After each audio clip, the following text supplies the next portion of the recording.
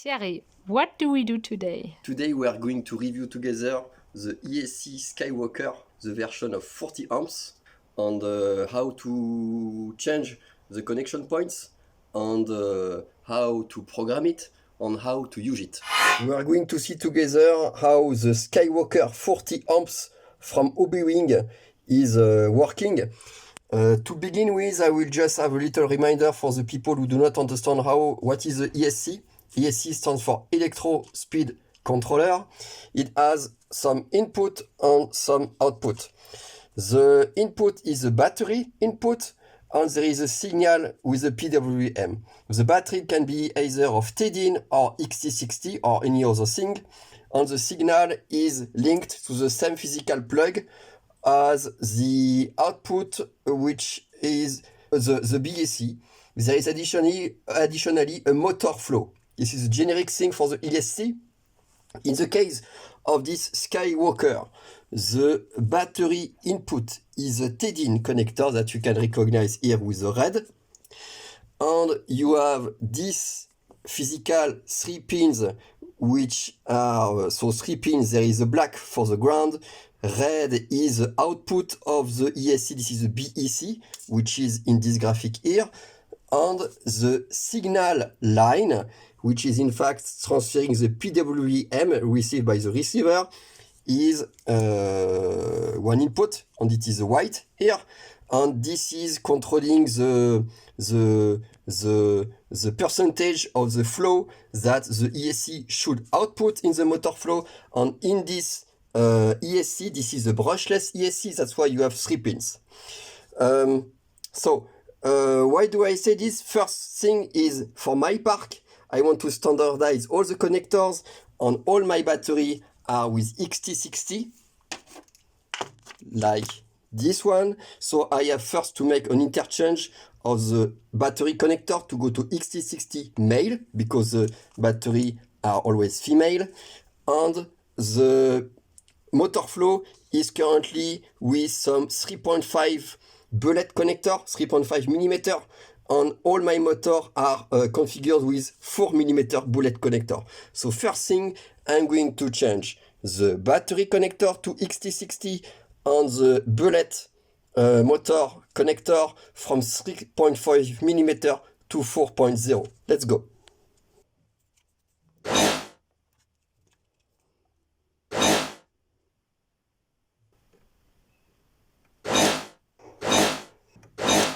And now the ESC is totally naked. I have removed the Tedin. Tedin here is not anymore there. The bullet connector has been unsoldered.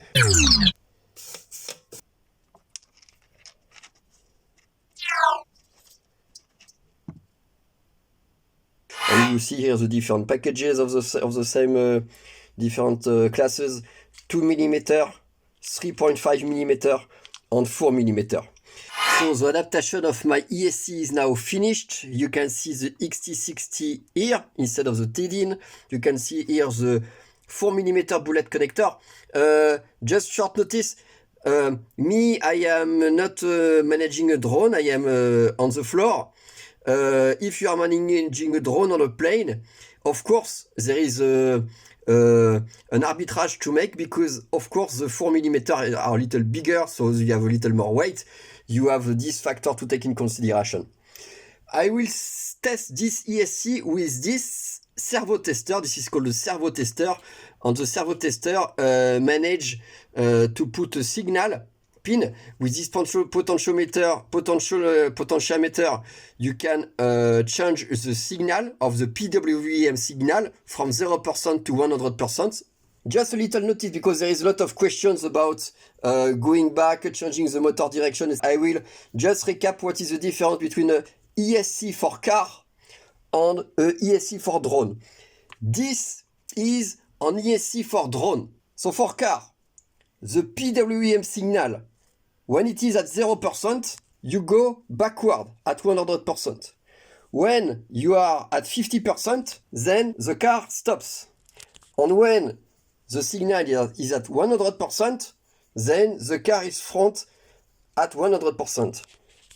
The difference between the ESC of car and the ESC for drone is that at 0% for drone, your motor stopped. While for car, your motor is stopped only at 50%. So you have only the half of the signal range to go from stop to full front 100%, while for a drone, there is more space. You have the PWM signal, which goes from 0% to 100% in order to reach 100%. So if I am 50% with the ESC for drone, my motor by the ESC will be at 50%, and etc. So this is very important to understand the different characteristics between ESC for car and ESC for drone. So with this, it means that I will never be able to go with the signal from the motor of one side and the other side. However, with this one, which is for car, I can go forward, stop, and backward. This is a very important difference between the ESC for car and for plane. This is important to understand when you buy this kind of ESC. So now everything is prepared to start up to use the ESC. The very first use of the ESC should be done with the calibration. It is written here, important, you should calibrate the throttle range. And there are different steps here that we are going to follow together to calibrate first the throttle. Because I am not using a receiver, I am using a servo tester, it can still be done. I can put the servo tester to the maximum, which corresponds to the 100% PVM, which corresponds to the maximum of the throttle. So here I'm ready, I'm going to plug in the power and then follow the different instructions with you. Switch on the transmitter, move the throttle to the top position. Done. Connect the battery ESC to the ESC and wait about 2 seconds. Then a beep beep tone should be emitted, means that the top point throttle range has been confirmed. But warning, after we should move the throttle stick to the bottom position. Several beeps tone should be emitted. And here there is a little thing that you should be aware of, is that this step must follow this one quite short in time, because otherwise if you remain in this time, you will enter in programming mode, which is another mode. So, and let's check also the wiring. Look, the LEDs are here, and the black here is at the top here. If you confuse, you will have some trouble, and you will have the little LEDs which will blink. So beware of the connection points with this view, with the LED at the bottom, the black should be at the top. And let's connect now the battery. So servo tester is maximum. I connect the battery. 2 beep, then I go down. 2 beep, and 1 long beep. So before the long beep, there was also 2 beep, which correspond to this stage. Move throttle stick to the bottom position. Several beep tones should be emitted to present the amount of battery cells. Because we have heard 2 beeps and I am using 8 volts, this corresponds to 2S, which is good. And then a long beep tone should be emitted, means the lowest point of the throttle range has been correctly confirmed. We are at the minimum now. So I can now shut down my circuit. Okay, shut down. I remain at the minimum, and the normal startup procedure is move throttle stick to the bottom position. I am at the bottom. Connect then the battery pack to the ESC on a special 1, 2, 3 tons. Mean power supply is okay, should be emitted. Then several beeps tons should be emitted to present the amount of battery cells. So I should hear 2 beep. Then when self-test is finished, a long beep tone should be emitted. So what I should hear here, when I plug, 1, 2, 3, then beep beep, then a long beep to confirm that everything is fine. 1, 2, 3, beep beep, beep. Good. So now we are correctly started and ready to run, and I'm going to slowly increase the PVM signal.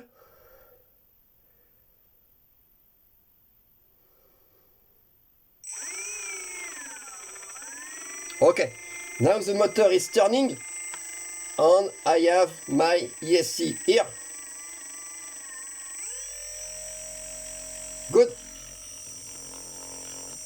ESC turning.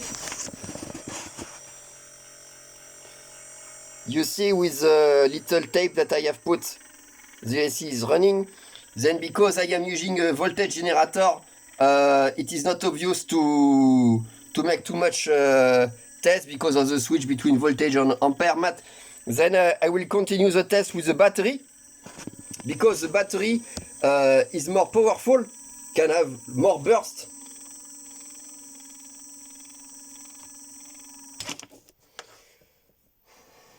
I should hear 1, 2, 3, beep beep, because I am a 2S, then a beep long. 1, 2, 3, beep beep, beep. Okay, so startup procedure is okay, and I'm going to start now progressively to run the potentiometer from 0 ppm to 100%.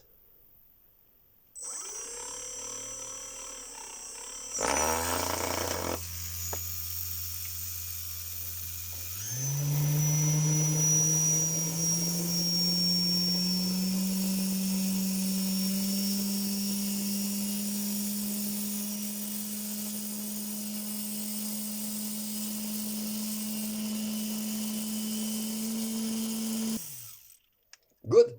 And now that I have tested with this motor, which is a brushless motor with a 4mm pin, you see the added value to have the same kind of pins with different motors.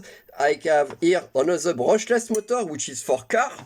And let's test this together with the Skywalker ESC, which should be normally for drones, but I will put here a motor for cars connected to it, because they have the same connection points, and because I know that this motor should hit less than 40 amps, we should be able to do this kind of experiments. The different noise, so I put first my servo tester to the minimum. Okay, done. Battery and and then along. Good. So startup is done. Let's go progressively and start the power. So here I am 0% PVM. Oh. So here this is maybe because of the startup. Okay.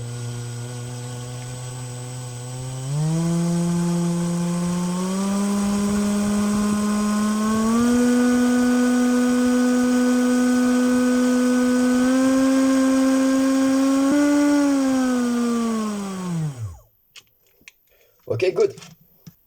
So motor is stopped. ESC servo tester is at 0% PVM. I'm going to increase it, and I'm going to follow in the same time with my multimeter the amps which are taken.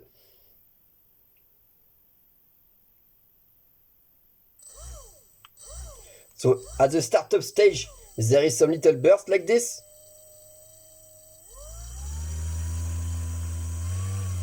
So now I am at 1 amp.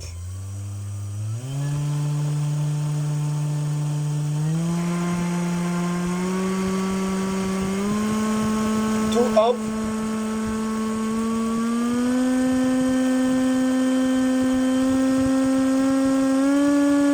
3 amp.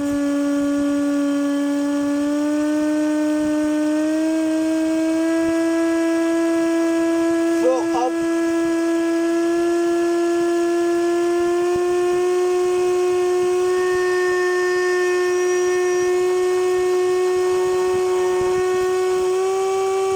5 amp.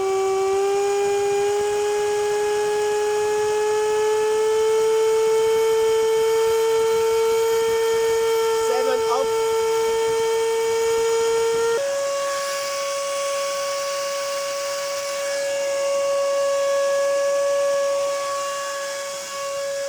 9 amp.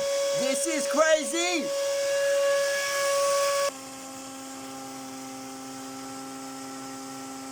Oh, now I'm going to decrease the voltage, and you see in the same time the amps which are decreasing.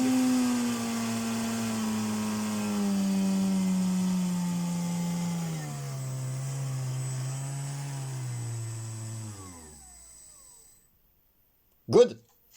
Because you remember just before I explained you the difference between the ESC for drone and ESC for car, it is not possible at all with this servo tester to give some signal for this ESC to go in the reverse side. It's always the same size, the same side. And if I want to change the direction of the motor, of course I have just to switch two plugs. But once it is started, and if I do not change any wiring, I will still have the same direction, because this is an ESC for plane and not an ESC for car. And before finishing the video, I will shortly speak about the programming mode. So in the user manual, we can follow the instruction to go in programming mode to change the different modes. There is brake mode, battery type, cutoff mode, etc. Me, I am interested by the startup mode. The startup mode can be changed. Here it is written between normal, soft and super soft. And because I will use my ESC on the ground, I want a very startup, very super soft. And in the other page it is written the default value of all the modes. So the startup mode by default is normal. Normal mode is suitable for fixed wing aircraft. Super or super soft mode are suitable for more helicopters. And because I want to push some air on the ground with the propeller for my barbecue, I will use the startup mode super soft, because it can be a little dangerous when it starts with too much rush. So we will see together how to do this. First, we should enter in programming mode. So to go in programming mode, it is written here.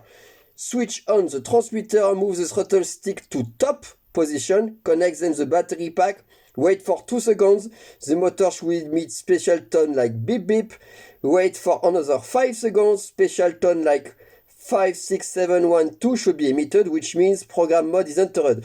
And that's why during the throttle calibration, it is important to go down at the minimum in less than 5 seconds, because if you wait more than 5 seconds, then you will go in programming mode. So let's do this. Entering programming mode by putting the servo tester to the maximum and then waiting without doing anything. So servo tester is at the maximum. Then I connect the battery. Toot toot toot.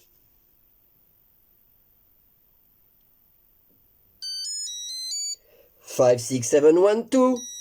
Tut. So now we are entering in the programming mode with the different items. And I'm waiting the startup mode, which will be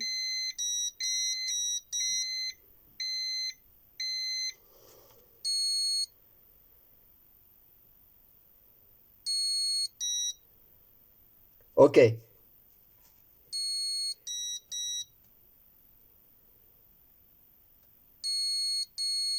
I am at the 8th. I'm come back to the item 1. This is a brake. Battery type. Cutoff mode. Cutoff threshold. Now I am startup mode. I go to the minimum. Now, minimum. 1. 1, 2. 1, 2, 3. This is what I want. Go maximum. Okay, this is validated. Okay. Now I am finished. I have set up the startup mode to be super smooth, and let's look together if it is starting smoother now.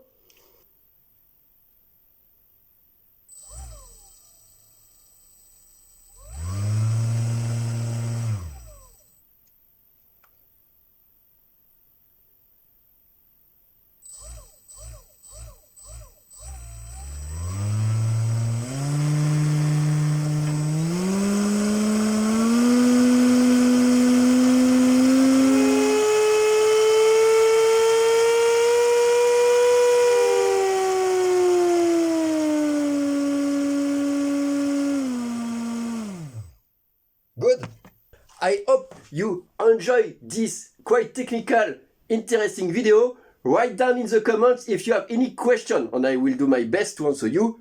Bye! And don't forget to destroy this like button.